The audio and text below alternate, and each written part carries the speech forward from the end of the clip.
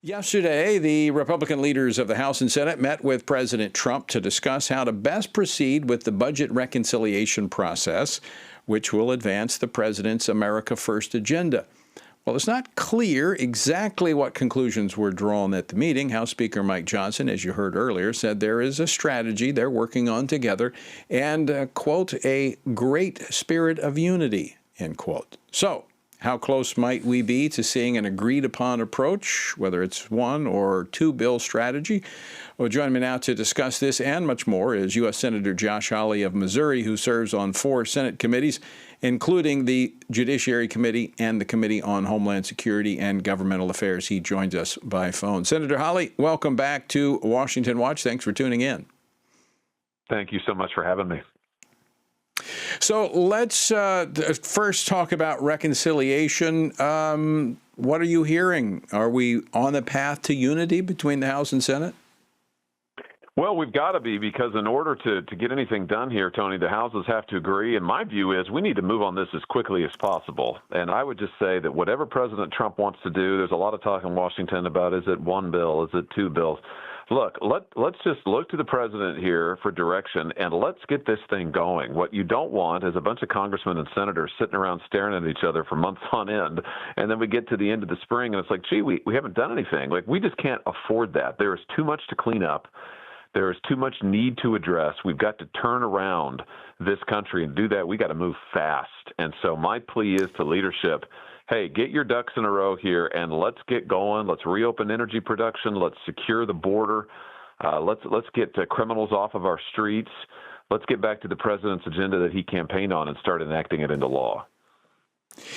You know, people look at the president having a 4-year term, but in reality, his most impactful time is really in the first year, because you have midterm elections 2 years into his 4 years. And in about a year, you're going to have members starting to look at re-election. And so they become very distracted. So now's the time to act, as you pointed out. Absolutely. The time is vital. Every second counts. What we've lived through for the last 4 years, there is so much to undo. You think about what they have done to law-abiding Americans. You think about the cases that have been brought against pro-lifers, the cases that have been brought against parents at school board meetings. You look at the regulations that they have tried to impose on believers, as well as on our economy. I mean, there is so much to turn around, Tony. We just don't have any time to spare. And that's why I say that it's time for the Senate and the House to have their esoteric debates about how should we structure this package, whatever. They just need to come to a bottom line and get going on it, because the country is waiting for them to deliver. Do you have a preference, one bill, two bills? Nope, I don't. My view is that whatever the president is comfortable with, we know what priorities need to go in these bills. We know it's got to be reopen American energy production, get people back to work, bring those jobs back to this country, shut down the border, and start deporting the criminal illegals. I think this isn't hard. The president's been crystal clear on what he wants. These are certainly the things that those of us who ran in this last election ran on. So let's get them done. Let's enact them into law ASAP.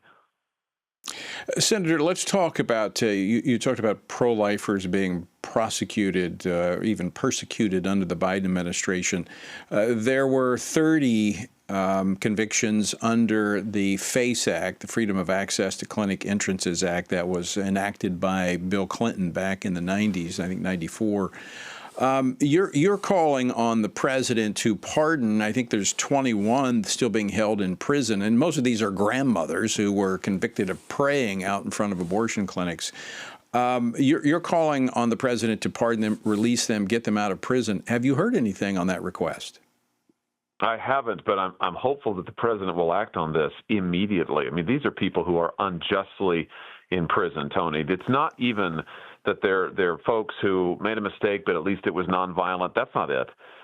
These are people who I believe committed no crime at all. The First Amendment protects your right to pray in a public space. It protects your right to demonstrate in a public space. And these are people who were singled out by the last administration, the most anti-Christian administration in our country's history. They were singled out to, frankly, be terrorized using lawfare to make a point, to try to silence all the rest of us, to try to put everybody who's a person of faith in fear of speaking out and exercising your faith and your freedoms in public. And so, Tony, these convictions are unjust.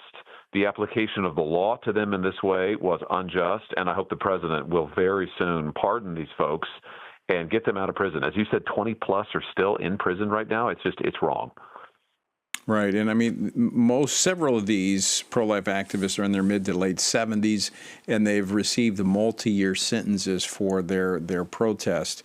And of course, the president pardoning those who were a part of the January 6th protest. I mean, again, these were all peaceful. These are not people that engaged in any type of violent behavior. And as you said, they were simply exercising their First Amendment rights, which the FACE Act has made criminal. And so that's actually the next step, Senator, is to eliminate this federal law known as the FACE Act.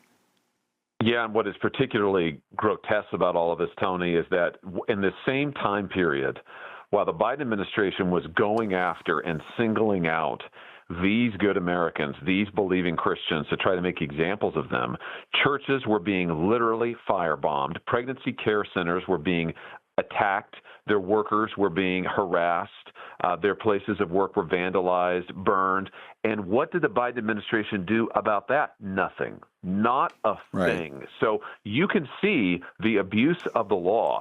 And you're right about the FACE Act. It has been used for decades now, and never more so than in the last 4 years. It has been used as a weapon of intimidation against believing Americans, particularly pro-life Christians. It has been used against them. It has been applied unequally, unfairly from day one, and this has just got to stop. Senator, I want to step back from just, this immediate application of the pardons, and I would agree that, those who were peacefully protesting outside the Capitol or at an abortion clinic, those who did not engage in violence. Now, I have some concerns about those who actually broke the law by engaging in violence. But what we're seeing here is it's a radical change from administration to administration. It's like we've lost a common ground of truth and decency in our country and fair application of the law. And so you've got, Biden pardoning people. You've got, Trump pardoning people. It's like you have to wait for a president to get justice. That says there's something wrong with our system. Oh, it's really worrisome. It speaks to the loss of the rule of law, Tony, because as you know, the whole point of the rule of law is it's blind as to the individual characteristics of a person. The law is not supposed to look on you and say, oh, you're a Christian? Well, in that case, that means you don't have any First Amendment rights. You're a Christian, you want to pray in public? No, you can't do that. Oh, but you're a secular liberal? Sure, go ahead. You want to assault a cop? That's fine. We won't charge you at all. That is not what the law is supposed to do. It's supposed to say, here is the rule. It's neutral. We apply it fairly to everybody. And Tony, you're right. That has not happened. And particularly in the last 4 years, we have seen the unequal, unfair application of the law like I never thought possible in this country. And to me, this is one of the most important things President Trump and his Justice Department now can do, is to reverse those injustices and going forward to say, we're going to get back to just following the law. We're going to put criminals behind bars. We're going to protect law-abiding folks, and we're going to stop this persecution of Christians and others who have the temerity to stand up and to challenge people in power and the secularists. Senator, it's going to require more. It's a first step, obviously, to correct the injustices in the Justice Department. But this is a whole of society problem in that we've got to raise our expectations of the rule of law, and we've got to live under the rule of law. And it begins with self-government, or our system doesn't work. Yeah, that's exactly right. That's exactly correct. And we've got to get back to the place where we can expect that whoever is in power, whatever party it is, whoever's in the majority, is going to apply the laws evenly and fairly. Yeah. And as you say, we don't have to look to a president to say, well, gosh, if my guy doesn't win, then I might really be in trouble. I mean, that's not America. That's not the rule of law. And of course, as Christians, we really understand that, because you look at the idea of the rule of law is scriptural, of course, going back, founded in the Old Testament, where the principle of proportionality is set out. That's what eye for eye is that the punishment must be proportional to the crime, is that you don't single out people because you dislike them, that you treat them fairly because our God is just. And as Christians, we really ought to be the ones carrying the banner and say, we need reform here. We need the fair rule of law. Senator, we got to leave it there, but we'll pick up that conversation later. Thanks for joining us.